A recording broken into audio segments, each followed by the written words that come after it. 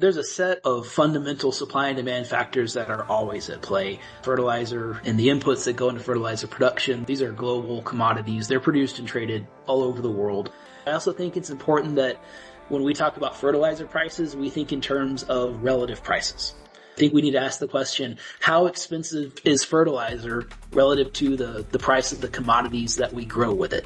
Growers already know fertilizer is probably going to be more expensive this year, especially relative to commodity prices, at least relative to cotton prices. So growers are likely to be in for another year of tight margins, prices near break even.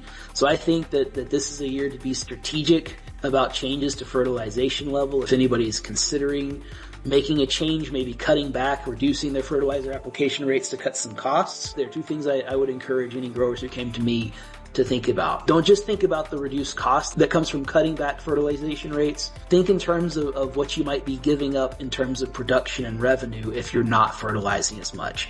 You're not making yourself any more money. It doesn't make sense to save maybe $30 per acre on costs if you lose $50 per acre in revenue. You're putting yourself behind when you do that. So think about, if you're going to save money, are you going to lose more on the other side, on the revenue side, and end up behind? I would encourage growers, don't make any decisions in the short term that might hurt progress towards long-term goals.